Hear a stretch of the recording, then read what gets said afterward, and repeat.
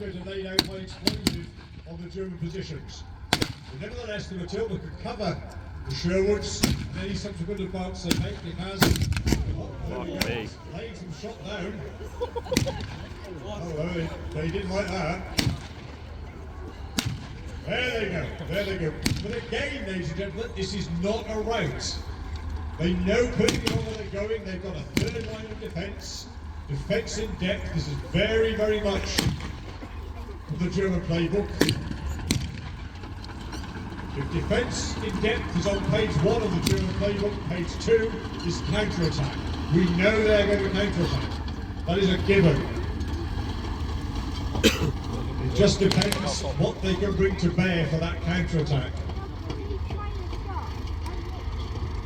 At the moment, the presence of the Matilda is giving the Sherwoods an advantage. There's nothing the Germans have got here that can penetrate the Matilda's armour. So it's going to be a continuing firefight between the Sherwoods and the Afrika Korps. We've got Matilda there as an ever-present support for the British advance. Ah, hang on.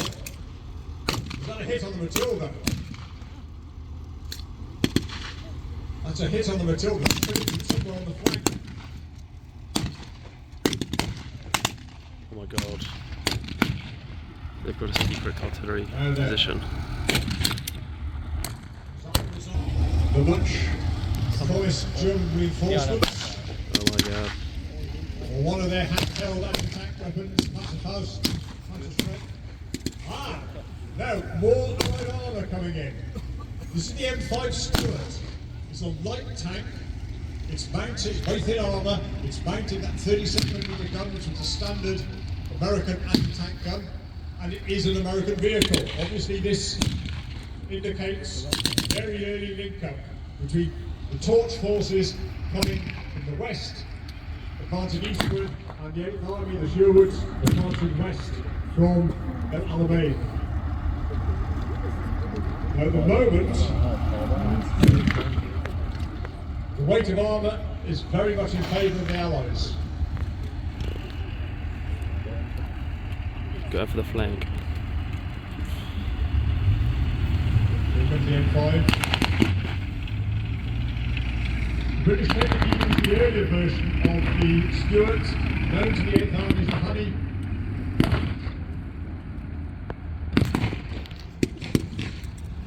And as we can see, that British armour is allowing the Sherwoods to advance. They're now into the forward towards the second line of defence. It looks as if the Germans will take to the flank, and they've got a half-track position there. Mounting heavy machine gun MG32, MG30. Whoa! More incoming rounds.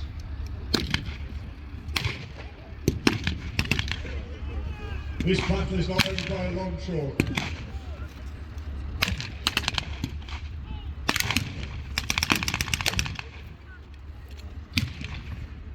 In fact, the Sherwoods are pulling back to the front line of the German trenches. They're obviously suffering from enfilading fire from that German machine gun.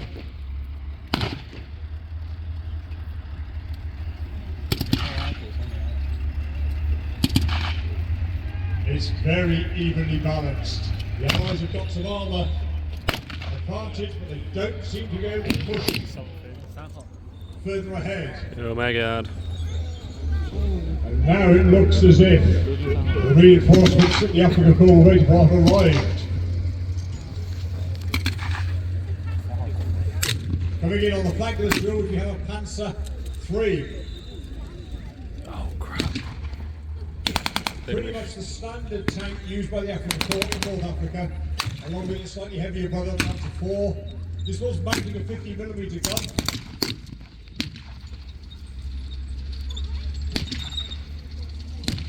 It will certainly have the measure of the M5. Now, the Sherwoods have made it to the... No, so they haven't. In fact, it's the Germans who are falling back to their final position.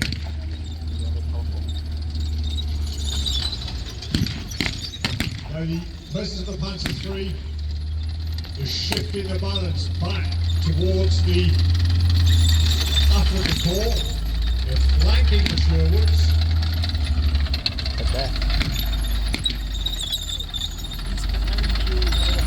It's like a pantomime. Watch out!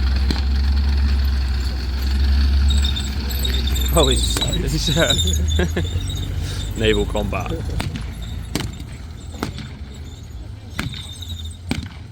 Oh, let me just pop up at 180 real quick. It looks as if the African Corps are regaining the initiative. That Panzer III, The mere aura of the Panzer has the scared them arrival away. of German armour is strengthening, stiffening their resistance. We always knew this was going to be a difficult fight. We'd hoped that the Allied armour was going to sway it in favour of the attacking Brits. At the moment, when it comes to armour, the African Corps have a slight advantage. That 50mm on the Panzer III is going to struggle to finish off the Matilda, but it will have no trouble at all with the M5. We can't see the Panzer. Oh, wait, there she is. There he goes, he's backing up the final line of African positions. The shot come in has hit the M5. It's looking distinctly difficult. What we need now at this point, we need the 48th War Attack Regiment. 48 RTL, where are you? You should be here by now. You agreed to be here before the Sherwood attack. They went in without armour support. They got armour support collectively, but that's now been effectively neutralised by the Germans. It's gonna shoot. It's gonna shoot. This whole battle is hanging on a knife edge. Because they're 1/10 of hooks. It won't take very much to tip it. It really won't. It's your cue, guys. You need to come on. On both sides of the line. Oh. More to come up. M5's got it again. The Panzers hit the M5 again. I see flames on the back of the M5. That is now effectively out of the fight. The Matilda is immobilised. Damn it.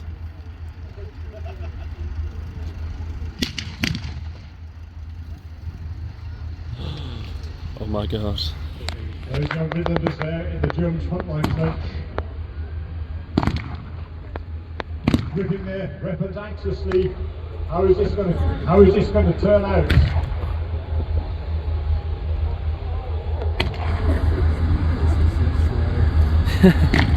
Oh my goodness.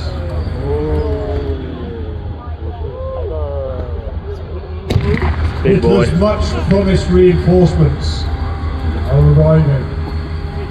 504 heavy tank battalion. Oh my god, this miss is eliminating me. Christ. Panzermark 6. The Tiger. Suey mama.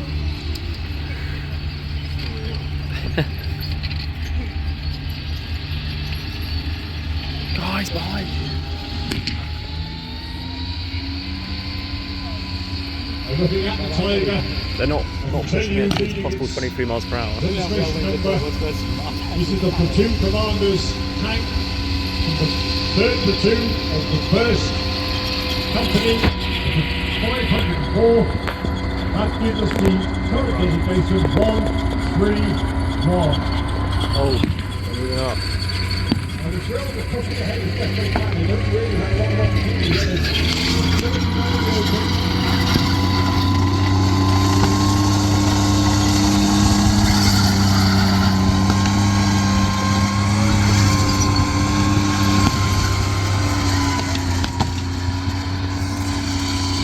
Things stand at the moment, there is nothing on the battlefield that can stop that 57-ton monster.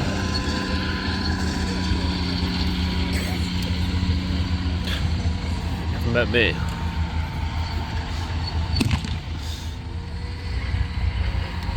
So that's the Tiger 1. This was a I think so. As David said, it was designed to meet the deficiencies of German armour in the attack on France. And now it's going to prove its superiority on the battlefields of North Africa.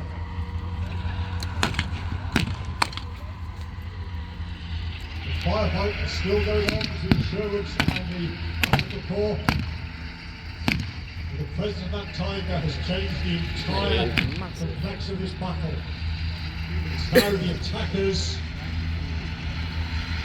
who are in trouble, not the defenders. Should have been your mama.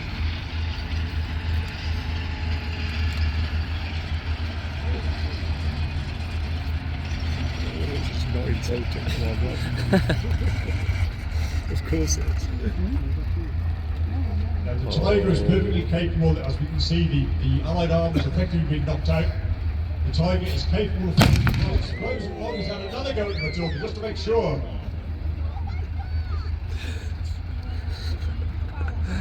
Real. In effect, the Sherwoods now have no armour support. The tiger can go where it wants on the battlefield, it can do what it wants on the battlefield.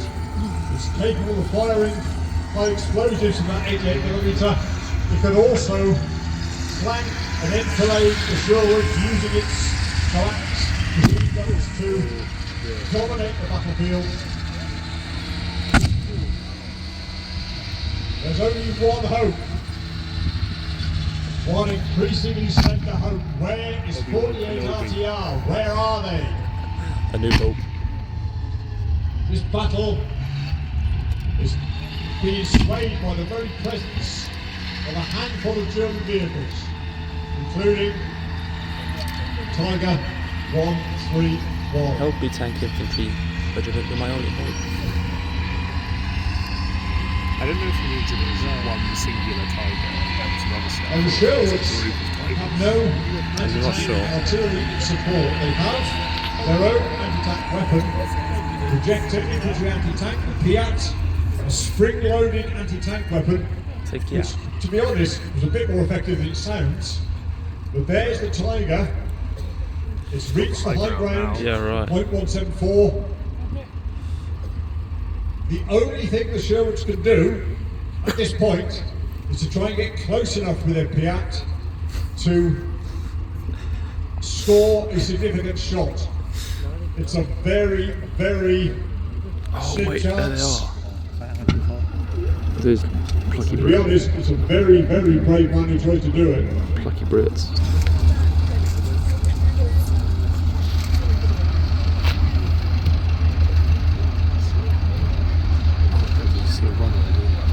That was one of the crew. Breaking Some full movement forward. I can see there.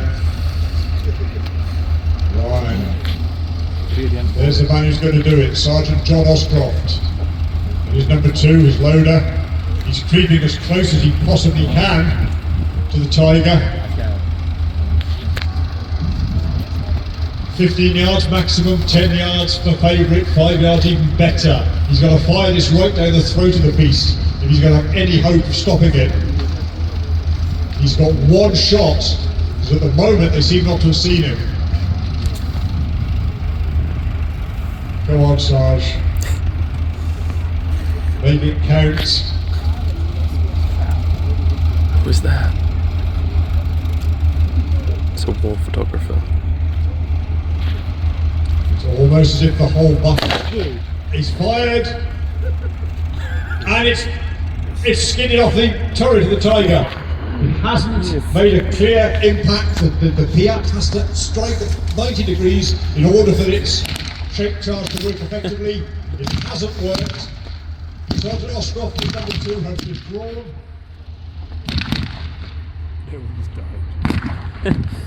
Terrible shot. That's it. There is no more that they can do. Where is 48 RTR? What's that? I think some of the locals here have spotted something.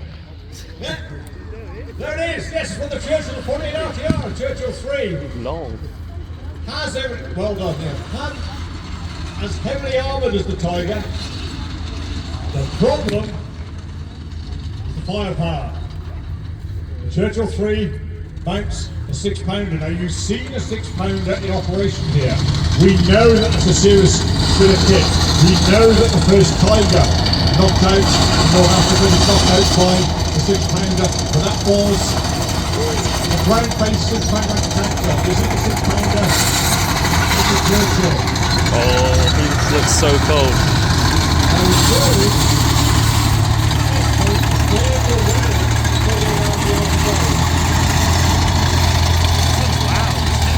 I like how they do a victory lap before we enter combat. The Churchill is taking advantage of his incredible climbing ability. The Churchill could take on a slope which virtually no other tank could manage, and it's making its way to high ground overlooking the position of the Tiger. Oh. He's knocked out the Panzer III. That's even the score a little bit. The big cat still up there, the 1.174.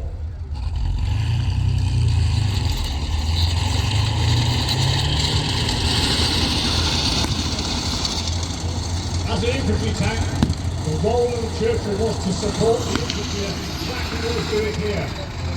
The Sherwoods need some firepower on their side. The Churchill's taking it to the Tiger.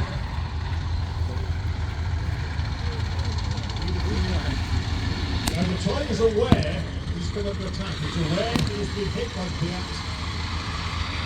It's less aware that the 48s have turned up. They're not in its immediate line of sight. Oh. But they are being rather cautious.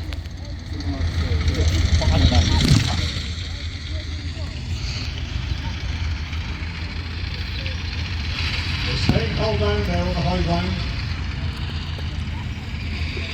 And the Sherwoods taking matters into their own hands.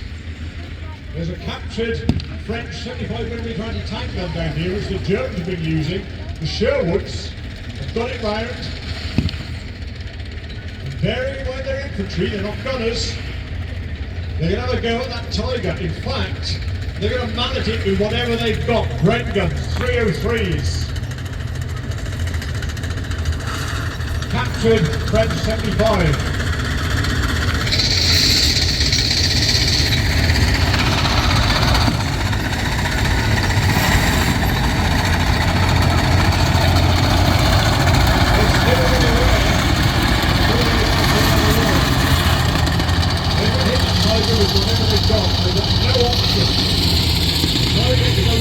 Away from their position. They're firing right down his throat.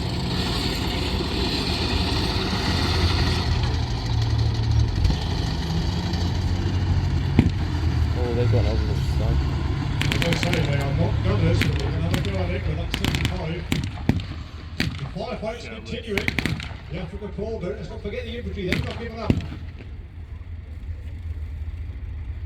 It's going to hinge now on what we can do about that.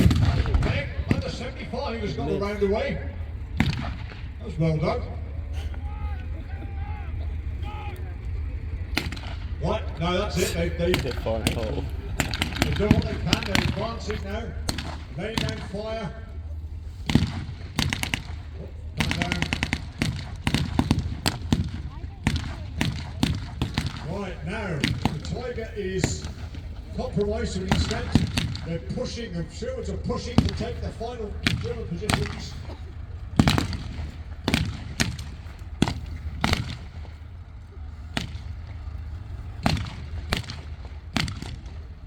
That Tiger's not moving. Did the Sherwoods hit it?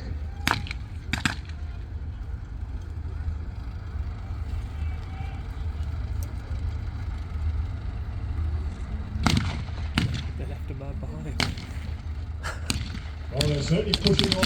The Germans are leaving the field. I can see them now streaming back down towards Tunis. To the car park.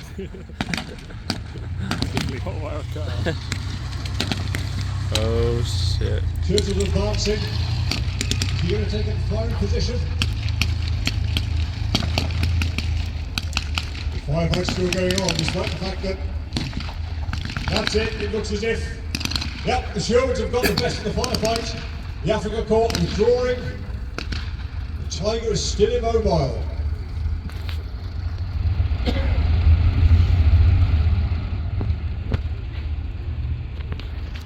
And at this point we can see there's a Daimler Dingo coming in here.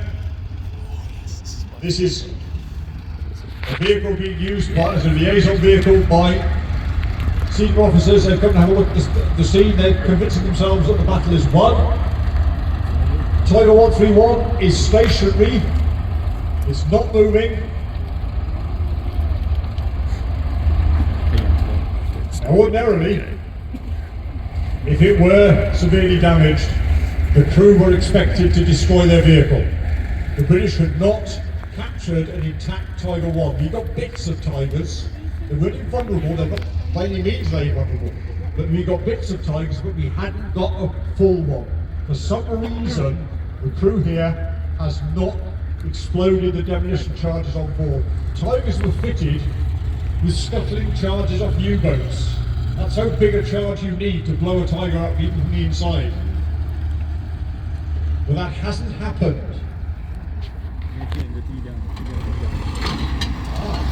Oh, the Matilda's got slightly damaged, I reckon.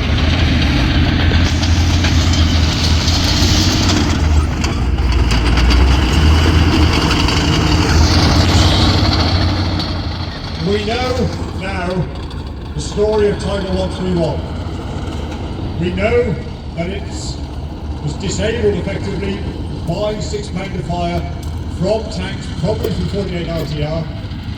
Its turret was jammed, at least one crew member was injured. We know the radio was knocked out, and we know, in fact, that when it was recovered, the engine was found to be missing rather badly. It was a very early example of the Tiger, underpowered, and the engine effectively wasn't up to the job. In fact, that one up there has got a different engine in it, which makes it go far better. We don't necessarily know what happened to the crew. The Sherwoods came to have captured them. The Sherwoods came to have knocked it out with the 75mm. Now we know that's not the case. We know that it was knocked out by 6-pounders fired by 48 RTR.